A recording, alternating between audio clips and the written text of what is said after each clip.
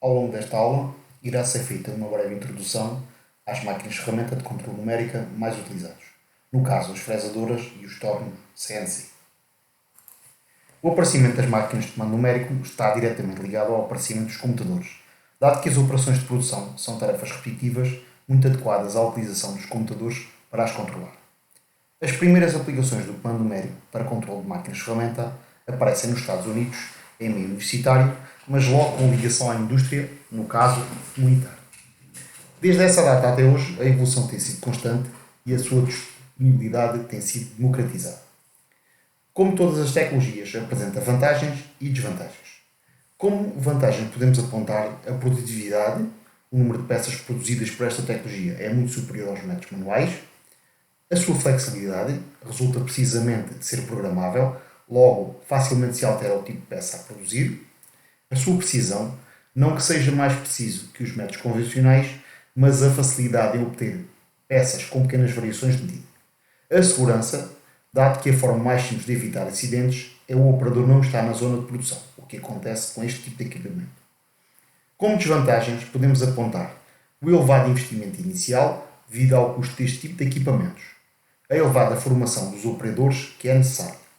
Não é recomendada para a produção de poucas peças devido ao trabalho de programação ser relevante. A aplicabilidade da produção com recurso a máquinas de controle numérico standard é entre 5 e 1000 unidades. Abaixo das 5 unidades não compensa o trabalho de programação e preparação. Acima das 1000 unidades, as máquinas dedicadas começam a apresentar vantagens em termos de custo. Na figura apresenta-se uma fresadora de comando numérico onde são identificadas as principais funções e componentes. Todas as máquinas de comando numérico possuem um comando, normalmente com uma interface gráfica para facilitar a operação.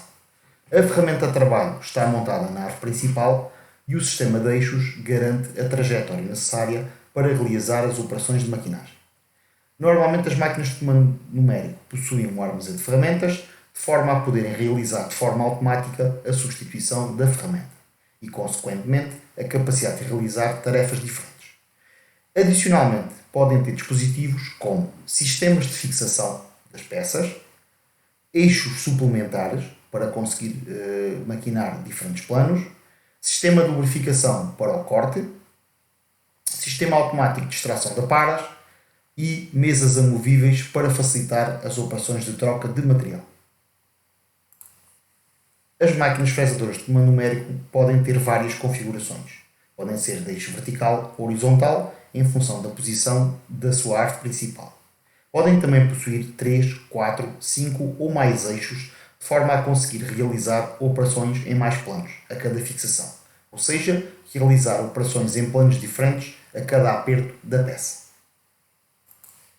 Numa fresadora de comando numérico é possível realizar um conjunto de operações de forma automática, nomeadamente fresar, furar, mandrilar, que é executar furo com uma tolerância específica, roscar, chanfrar, escariar e é também possível aproveitar o sistema de posicionamento da fresadora para efetuar controle dimensional. As operações de fresagem possuem diferentes níveis de complexidade e, em função dessa complexidade, é possível definir os eixos que são necessários. Se o objetivo for efetuar faces horizontais, ranhuras, caixas, ilhas ou efetuar contornos, bastaria ter 2 eixos para o conseguir fazer. Caso seja possível obter a forma pretendida movendo um eixo em separado dos outros 2, o que acontece na execução de meias canas, contornos abertos e fresagem a diversos G constantes, portanto, podemos ter 2 eixos e meio.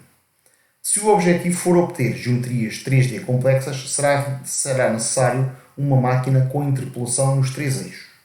Se a peça a obter implicar o trabalho em vários planos ortogonais, então é muito provável que só o consiga fazer com uma máquina com 4 ou 5 eixos. Em relação ao tipo de fresagem, podemos dividir em 2 grupos, em função do posicionamento da ferramenta. Caso o eixo da ferramenta esteja paralelo em relação ao topo da peça, estamos perante um tipo de fresagem cilíndrica. Caso o eixo esteja perpendicular, a fresagem é do tipo frontal.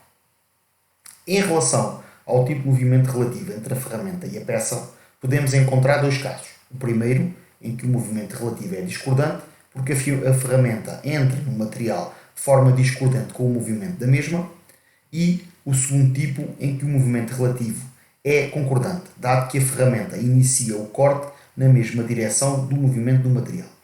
O primeiro tipo origina uma apara crescente, mas origina um esforço adicional na máquina devido à entrada pouco favorável do ângulo da navalha. O segundo tipo origina uma apara com uma secção decrescente, dado que a entrada do material dá-se de forma abrupta e com secção máxima da apara. Esta característica origina um corte com choque, que origina um esforço adicional à ferramenta. Nas máquinas de controle numérico, a troca de ferramentas processa-se normalmente de forma automática, pelo que as ferramentas são sempre montadas ou construídas num porta-ferramentas. Em relação às ferramentas utilizadas, mais à frente este tema será abordado mais detalhadamente, mas podemos separar em dois grandes grupos, inteiriças ou com elementos cortantes amovíveis. Em relação à função, podemos dividir nos seguintes grupos: de desbaste, de acabamento, de ranhurar, de ripa, com ponta esférica, de forma ou cilíndrica. Em relação à sua posição de corte, podemos dividir em facejar, de topo e de disco. Um aspecto muito importante nas operações de maquinagem é a fixação da peça. Esta tem que oferecer a rigidez suficiente para lidar com o esforço e a vibração que é originada durante o corte. O método mais habitual é a utilização de uma prensa, que fixa a peça através de dois mordentos.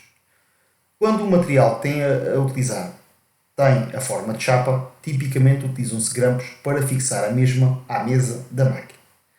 Quando o material é ferromagnético, poderá ser utilizada uma mesa magnética para fazer a fixação do bloco de material.